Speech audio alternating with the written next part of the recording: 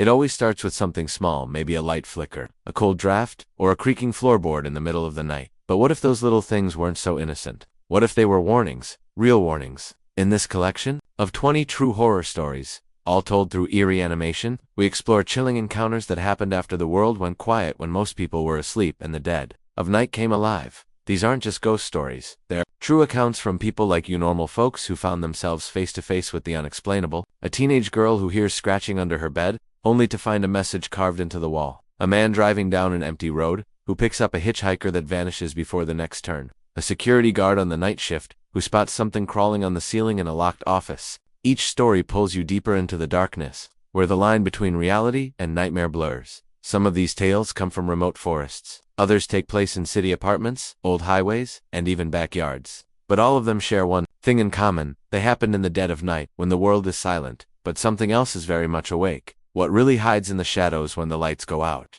Stay with us, because in just a moment, you'll hear the first story. But be warned after this. You may never sleep the same way again. Our first story takes place in a quiet suburban neighborhood, one of those places where nothing really happens, and the nights are usually still. Mia, a 22-year-old nursing student, had just moved into a small apartment near her college. It was her first time living alone, and she loved the peace after long days at the hospital. But soon, that peace started to feel off. It began with a soft knock at the door around 2:30 a.m. 3 taps. Then silence. Mia checked the peephole. No one. She told herself it was just a prank, or maybe a neighbor heading to the wrong door. But the knocking returned the next night. Same time, same pattern, and again, no one there. She started keeping a kitchen knife beside her bed, not that she really believed she'd need it, but something about those knocks chilled her more than she wanted to admit. One night, after the third or fourth time it happened, Mia decided to stay up and wait. She sat on her couch, lights off, phone ready to call for help. When the knocks came, she was wide awake. 3 clear knocks. Then, as she stood up to check, her phone buzzed with a message from an unknown number. Asterisk, asterisk, don't open it. Asterisk, asterisk, her heart froze. She hadn't told anyone about the knocking. No one even had her new number except close family. She looked at the door again, still locked, still closed. But this time, she noticed something different. Something written on the outside glass. Mia moved closer to the door, her breath held tight in her chest. Written in faint, smudged letters on the outside glass was a message that hadn't been there earlier. Asterisk, asterisk, let me in. Asterisk, asterisk, the handwriting was jagged, uneven, like it had been scratched with a fingernail. She backed away slowly, locking every window and double-checking the back door. Her heart was pounding so loud she could barely hear the silence that followed. The next day, she told her neighbor, Mr. Patel, a retired teacher who lived across the hall. He gave her a concerned look, then quietly said, "You're not the first tenant in that unit to hear knocking." Mia pushed him for more, but he just said, "Some things are better left alone." That only made things worse. At school, Mia confided in her classmate Donnie, who was into paranormal stuff. Donnie offered to stay over and see for herself. That night, they waited together, Mia, tired but alert. Donnie excited. The knocks came at 2:31 a.m. this time. 3 loud ones. Then, nothing. No message. No phone buzz. Donnie opened the curtains and stared into the hallway, whispering there's something just out of view, like it's waiting. The next morning, Donnie was gone. Her bag was still there, and her shoes by the door, but no sign of her. No one saw her leave. No calls, no texts. Mia called the police, who treated it like a missing persons case, but they didn't take the knocking seriously. That night, the message changed. It read, asterisk, asterisk, you let her see me. Asterisk, asterisk. Mia didn't sleep at all that night. She sat frozen on her couch, lights on, every creak of the building making her flinch. She kept replaying Donnie's last words, asterisk, there's something just out of view. It echoed in her head like a warning she hadn't fully understood. The message on the door had faded by morning, as if it was never there. But Mia knew better. She took pictures, showed them to the police, but the officers gave her the same tired look people give when they think you're imagining things. She started researching the building's history, searching for any clue. Apartment had been vacant for almost a year before she moved in. The last tenant had also vanished, no forwarding address. No explanation, just gone. Before that, another tenant reported hearing voices through the vents. One blog mentioned the place in a post titled, asterisk, haunted apartments in the city you should avoid. Her address was number 3 on the list. That night, Mia decided she wasn't going to run. She set up her phone to record the hallway through the peephole. She waited, staring at the door. 2:31 a.m. came, and so did the knocks. Louder this time, for instead of 3, then 5, then silence. Her phone buzzed. The message read, asterisk, asterisk, turn around. Asterisk, asterisk, she spun, but nothing was there. Yet the air behind her felt heavy, like someone was breathing just over her shoulder. Her phone slipped from her hand, clattering to the floor. Screen cracked but still recording, and in the reflection of the glass door across the room, something moved. Mia froze, staring at the reflection in the glass door. It wasn't her. The figure stood just behind Hertel, hunched, with no clear face, only a dark blur where its features should be.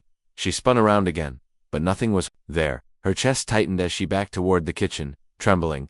The recording continued, catching only static and faint whispers too soft to understand. She grabbed her phone and replayed the footage. In the peephole's view, the hallway was still and empty until 2:31 a.m. A shadow crept across the frame. Not walking, but gliding. The shape stopped directly in front of her door. And then, something shocking, Danny's voice. Faint, desperate, asterisk, don't trust it, it's not alone. Asterisk, Mia nearly dropped the phone again. Donnie had vanished 2 nights ago. How could her voice be in the video? The next day, Mia tried to leave. Bags packed, keys in hand. But when she opened the door, the hallway outside didn't look the same. The walls were darker, almost damp, like water damage spreading fast. The hallway seemed longer than usual, with no lights at either end. She stepped back inside, heart racing. Her apartment door slammed shut behind her on its own. Suddenly, all the power cut out. No lights, no signal, only silence. She heard whispering again, this time from inside the vents, like multiple voices overlapping. She got closer, pressing her ear to the wall. Then one voice broke through clearly. Asterisk, asterisk, we were never knocking to come in. We were warning you to get out. Asterisk, asterisk, Mia backed away from the vent, her breath shallow. The voice, the warning, cut through all the fear and confusion. They weren't trying to get in. They were trying to protect her from something already inside. The knocks, the messages, even Donnie's disappearance. It wasn't some ghost trying to haunt her. It was something worse. Something hiding with her all along. She turned, scanning the room. Everything was quiet, but the silence now felt too controlled, like it was being held in place. That's when she noticed at her closet door, slightly open, just enough to show the sliver of darkness beyond. She hadn't opened it. She was sure of that. Her hand shook as she reached for the handle. When she yanked the door wide, nothing was there. Just clothes, shoes, a few old boxers. Then her phone buzzed again. No number this time. Just a single word. Asterisk, asterisk behind. Asterisk, asterisk. She turned too fast, her vision spinning, but no one stood behind her. Instead, the mirror across the room now reflected something impossible. Her reflection wasn't moving. It stared back at her lips, curled into a slow, knowing grin. The apartment began to shift. Not physically, but it felt like the walls were tightening, breathing almost. She lunged for the front door, yanked it open, and this time, the hallway looked normal. Lights flickering, familiar carpet. She ran, barefoot, not stopping until she was outside. Under the streetlight, gasping for air, the police found her hours later, huddled near the curb, clutching her cracked phone. They searched the apartment top to bottom, but said it was empty. No sign of Donnie, no evidence of anyone else ever being there. But the final twist came a week later. Mia moved back in with her parents, trying to forget. One morning, while scrolling her photo gallery, she found a video she didn't remember taking. It was from the night she ran. The camera faced her closet, and just before the footage ended, something crawled out, slow, smiling, wearing her face. Mia stared at the video for hours, replaying the moment again and again, hoping it would change, but it didn't. The thing that came out of her closet looked like Erbot moved wrong, like it was learning how to be human.